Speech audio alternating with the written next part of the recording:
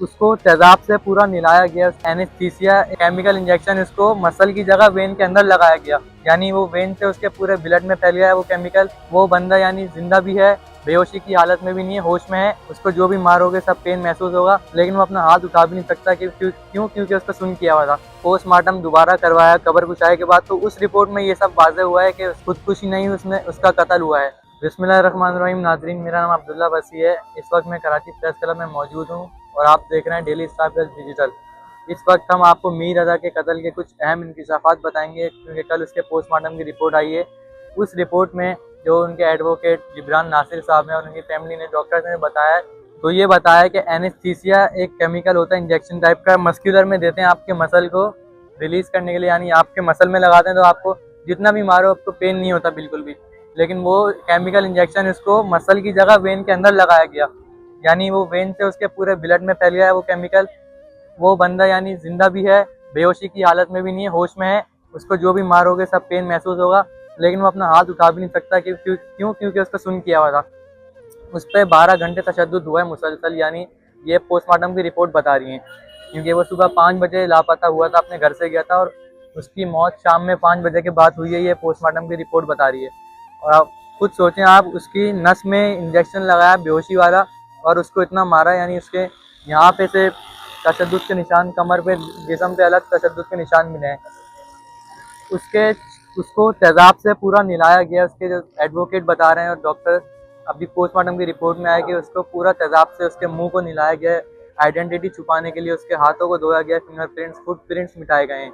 सवाल यही पैदा होता है कि ऐसा कौन एक्सपीरियंस बंदा है जिसको इतना सब एक्सपीरियंस है कि आइडेंटिटी कैसे छुपानी है, बंदे को 12 घंटे अखबार रख कर कितना बुरा तशद्दुद करना है, पुलिस को कैसे लेके चलना है, क्योंकि अभी तक ये केस सॉल्व नहीं हो पा रहा है। पहली तफ्तीशी टीम ने बोल दिया सुसाइड है, लेकिन अब फैमिली ने जब पोस्टमार्टम दोबारा करवाया कब्र कुचाई के बाद, तो उस रिपोर्ट में ये सब वाज़ेह हुआ है कि उसका खुदकुशी नहीं, उसमें उसका कत्ल हुआ है। और 12 घंटे तशद्दुद, नाज़रीन सोचने वाली बात है, 12 घंटे तशद्दुद, बेहोशी की हालत में एनेस्थीसिया लगा के उसको इतना तशद्दुद किया। यानी अब वो देख रहा होगा कि उसके ऊपर तेजाब फेंका जा रहा है, फेंक रहा है वो बंदा, लेकिन उसका वो हाथ ऐसे करके वो रोक नहीं सकता उसको। क्योंकि उसको बेहोशी का इंजेक्शन लगाया हुआ है वेन के अंदर, जो मसल में लगाते हैं इंजेक्शन, वो उसको वेन के अंदर दिया, क्योंकि उसको इतना बेहोश करके इतना तशद्दुद किया उस पर। उसके मैदे के अंदर से कोई केमिकल टाइप का चीज़ मिली है, केमिकल, वो पोस्टमार्टम के लिए दिया हुआ है। वो क्या है ऐसा, यानी क्या उसको ज़बरदस्ती पिलाया गया है जो उसके मैदे में यहाँ के अटक गई है। लेबोरेटरी में दिया गया है वो टेस्टिंग के लिए, और उनके एडवोकेट का यही कहना है कि उनको शक है कि कहीं वो भी तेजाब ना हो जो उनको ज़बरदस्ती पिलाया गया हो, जिसकी वजह से वो और उनको मैदे में केमिकल गया हो।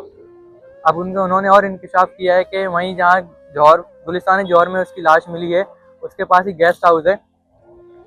वहीं गेस्ट हाउस के पास वाटर सेवरेज बोर्ड का ऑफिस है।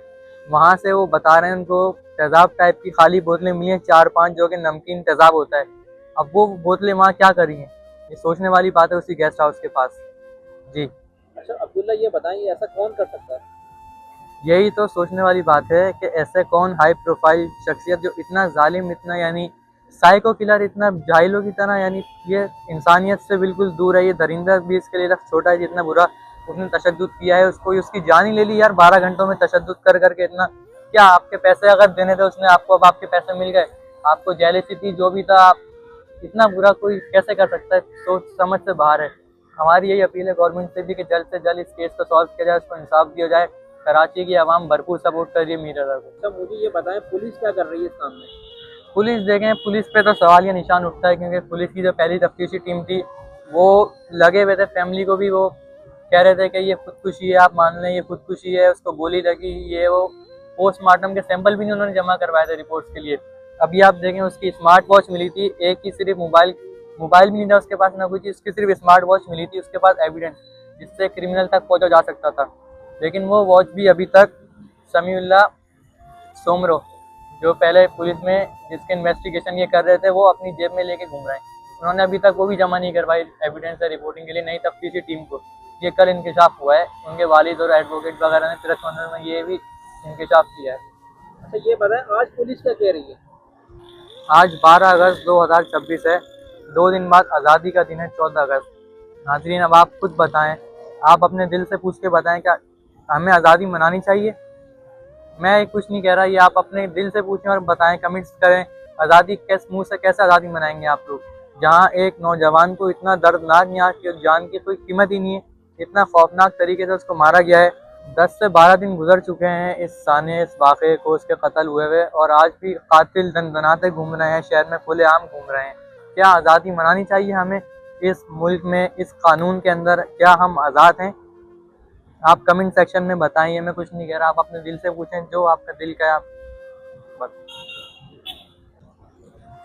लेकिन नाजरीन, ये हमारा प्यारा मुल्क, प्यारा वतन पाकिस्तान, इसको बड़ी कुर्बानियों से हमारे बुजुर्गों ने हासिल किया है।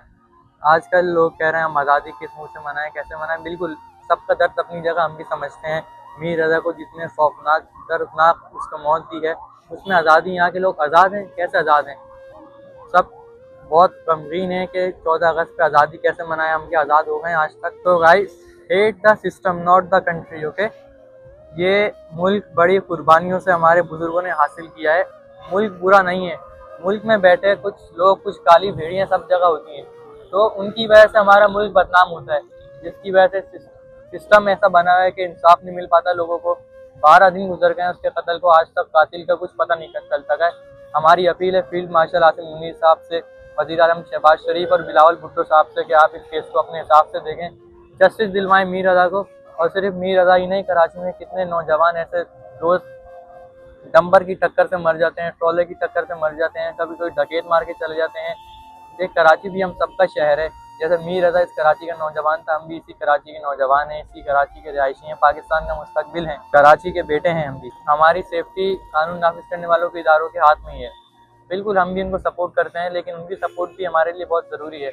मैं दोबारा रिक्वेस्ट करता हूँ फील्ड मार्शल आसिम मुनीर साहब से, वज़ीर आज़म शहबाज शरीफ साहब से और बिलावल भुट्टो ज़रदारी साहब से कि इस वाक़े पर आप अपने हिसाब से एक्शन लें, जल्द से जल्द कातिलों को सबके सामने लाएं।